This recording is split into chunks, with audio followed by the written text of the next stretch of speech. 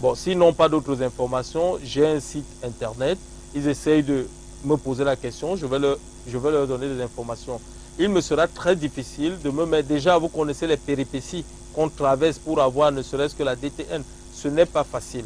Moi, je suis disposé. Si vous avez fait comment pour m'avoir, il vous a fallu un coup de fil pour que j'accepte de venir à votre émission. Si la DTN ou le Cameroun a besoin de moi, c'est avec tout le plaisir, n'est-ce pas, que je peux apporter mon grain de sel, n'est-ce pas, à cette sauce qui est le Cameroun. Donc maintenant, quand aller postuler, ce n'est pas trop mon truc parce que c'est sans prétention. Mais quand on est artiste, il faut savoir attendre qu'on vienne vers vous.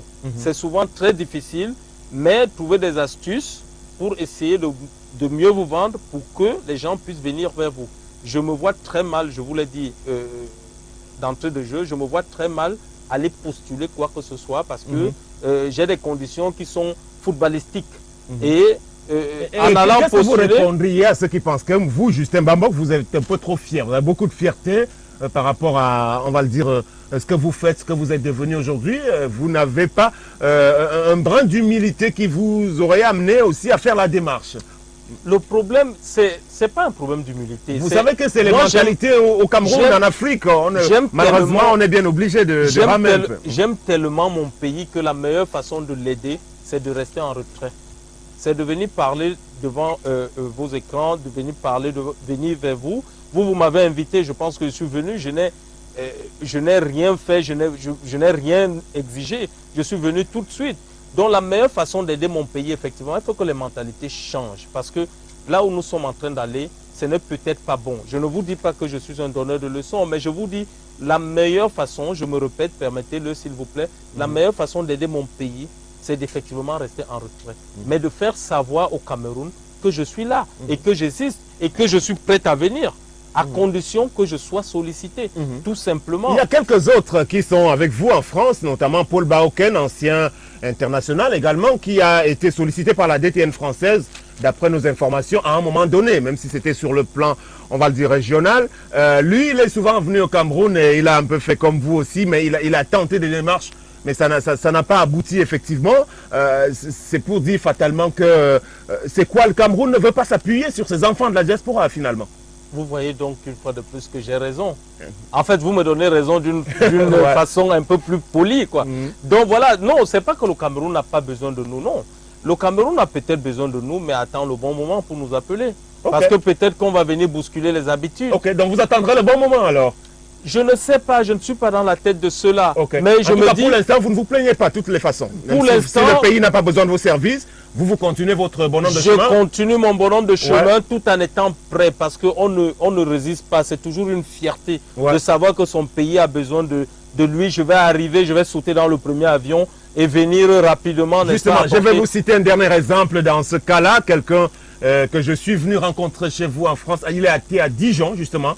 Préparateur physique, monsieur, comment on l'appelle, Sylvain Moncam Tchokonté.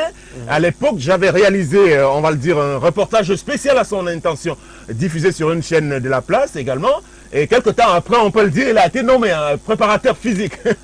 Enfin, peut-être 2 ou 3 ans après.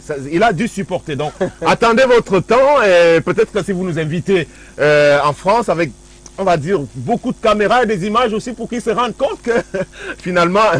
oui, j'ai pas mal, j'ai quelques images, je pense même sur Internet, je dois avoir quelques images où je suis en train d'entraîner mon équipe. Mais je veux vous dire une chose, c'est que je ne suis pas forcément à la recherche d'un emploi au niveau du Cameroun. Mais je vous dis, si le Cameroun pense que je peux apporter mon petit plus, c'est avec tout le plaisir que je viendrai. Tout à fait. Mais je ne suis pas à la recherche d'un poste ou bien quoi que ce soit. Tout à fait. Je dis juste... C'est de façon désintéressée parce que vous avez la fibre patriotique. Parce que, voilà, j'adore mon pays, je suis fier d'être Camerounais, le football camerounais va mal, j'ai la possibilité d'apporter un petit soutien. C'est pour cela que je me prononce dans cet élan. Il y en a d'autres qui ont tenu le même discours que vous par le passé, mais à la suite, on leur a donné leur chance. Ils se sont plantés totalement. Je vais évoquer le cas de Richard Toa, je crois. Il venait d'Allemagne tout le temps avec des beaux discours, mais maintenant, il a été nommé avec le soutien même de beaucoup de journalistes, parce que je fais partie de ceux qui l'ont poussé véritablement jusqu'à des niveaux très élevés. Il a été désigné entraîneur national des cadets. D'abord, il a commencé par ne plus reconnaître, on va dire, tous ceux qui l'ont aidé à y arriver. Et puis, à l'arrivée, il n'a pas fait les résultats qu'on attendait de lui. À ce niveau aussi, il faudrait qu'on s'assure que vous êtes en mesure de donner vraiment le résultat qu'on attend. Le football n'est pas une science exacte, même si ça tend à le devenir. Le football n'est pas une science exacte. Tout ce que je sais, c'est que je suis quelqu'un qui fait à plein temps ce métier d'entraîneur. Je fais tous mes recyclages, je suis à jour au niveau de tout ce qui est cours et tout ce que ça peut comporter. Je crois d'ailleurs que vous êtes un profil unique aujourd'hui, hein, parmi les Camerounais à l'étranger. Je suis même en train de préparer, n'est-ce pas, le diplôme européen de préparateur mental, qui, n'est-ce pas, sera un plus encore dans mes diplômes d'entraîneur. Mais je rappelle que vous avez la nationalité française aussi, donc finalement les Français pourront vous arracher définitivement si votre pays, et comme ils ont commencé avec votre enfant, votre fils, est-ce que votre fils pourra un jour évoluer dans les rangs de l'équipe du Cameroun? C'est vrai, ça c'est un autre débat. Ça, c'est un autre débat parce que je ne veux pas répondre de manière très, comment dirais-je, de manière un peu désintéressée. C'est tout un autre débat parce que... Comment c'est un autre débat? Parce que ça vous concerne parce que mon propre fils, je vais vous détailler pas mal de choses. Je vais vous dire, c'est un enfant qui a quasiment... Il est en train de grandir en Europe, c'est d'autres conditions. Mais on a connu même les gens Armel Kanabik aussi dans les mêmes conditions. Et, oui, bon, mais voilà. N'oubliez pas une chose, c'est que Jean Armel Kanabik, c'est Jean Armel Kanabik. Franck Bambok, c'est Franck Bambok. Peut-être que le grand frère Kanabik a réfléchi d'une certaine façon. Peut-être que moi, je vais réfléchir d'une autre façon. Ce qui est sûr, et je peux vous le dire avec beaucoup de force, j'aime mon pays, le Cameroun. Voilà, si aujourd'hui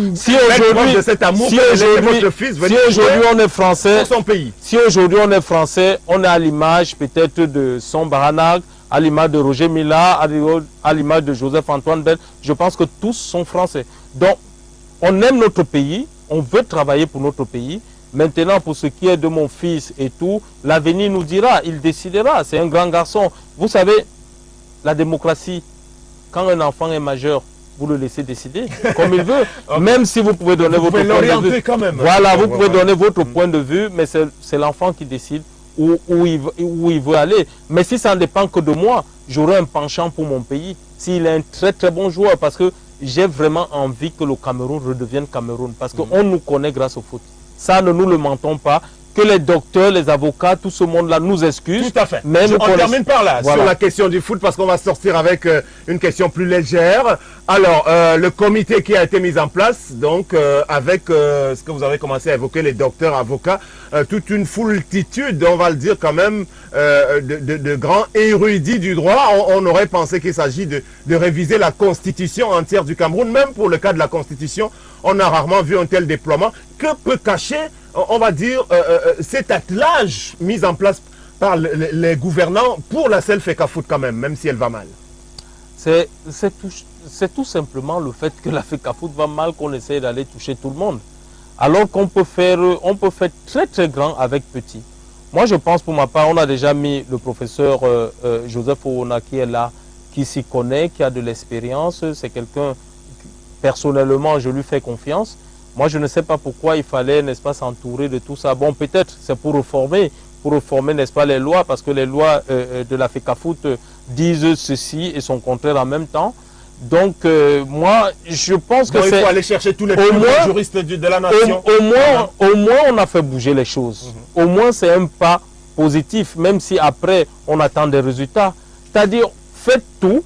Moi, je suis le seul à qui pense qu'il faut tout faire, à condition que ça marche. Okay. Simplement. Voilà, on va sortir avec une question vraiment qui a trait à, on va le dire, à la réussite, on peut le dire, de nos jours, parce que nous avons un invité qui a bien réussi son parcours, qui est bien dans sa peau aujourd'hui, d'origine africaine, qui réussit quand même à s'insérer dans un univers ultra concurrentiel qui est occidental, véritablement capitaliste. Donc, il est en vacances ici chez lui au Cameroun. Alors, est-il facile aujourd'hui de réussir en Europe? Le débat a cours et là, il faut globaliser au-delà des seuls footballeurs et entraîneurs. Il y a les jeunes filles qui partent, qui veulent partir tout le temps et des jeunes également. Le problème même de l'immigration, vous le savez, même ça fait l'objet d'importants débats. Qu'est-ce que vous conseillez aujourd'hui? Alors, vous dites comme Sergio Polo l'a pensé un moment, l'Europe c'est dur, c'est difficile, il faut réfléchir avant d'y arriver. Je vais peut-être vous surprendre, c'est vrai. Mais moi, comme je vous ai dit tout à l'heure, je ne suis pas donneur de leçons. Je fais juste ma petite enquête et j'essaye de voir un peu tout ce que j'ai vécu tout autour. Moi, je conseille à tout le monde de partir s'il y a la possibilité. Pourquoi je le dis? Je vais parler d'abord des footballeurs parce que c'est mon domaine. Le footballeur, il a 5, 10 ou 15 ans de carrière. Moi, j'ai eu 5. 5 ans. Après, les genoux ne m'ont plus laissé continuer. Vous comprenez? Vous allez demander à un jeune, il n'est déjà pas dans de bonnes conditions. Vous lui demandez d'attendre. Attendre quoi? Mais vous oubliez le phénomène que décrit l'association Culture Foot Solidaire de Jean-Claude Voumine en France. Justement, ces jeunes gens qui arrivent dans de très mauvaises conditions avec des agents véreux aussi. C'est parce que vous ne m'avez pas laissé aller jusqu'au bout de ma logique. Mais vous avez dit tout de suite qu'ils doivent partir. Oui, mais laissez-moi aller au bout de ma logique. Qu'ils partent. Pourquoi? Parce qu'une fois qu'il arrive en France, prenons le cas du footballeur. Après le football, ça n'a pas marché. Ou alors il a un problème de papier. Il va se retrouver en train d'épouser une blanche, en train d'avoir ses papiers et en train de travailler. Et je vous tiens à vous informer que quand il va se retrouver en train de travailler, son SMIC, le SMIC est de 1150 €. Et il a la sécurité au moins d'être soigné en cas de pépin. Voilà pourquoi je dis qu'il faut qu'il parte. Je ne dis pas qu'il faut qu'il parte parce qu'il va forcément réussir dans le football. Non, mais il peut se recycler, réussir à autre chose. Je vous prends pour exemple, n'allons pas très loin, ne cherchons pas très loin ce qui est à côté de soi. Me voici.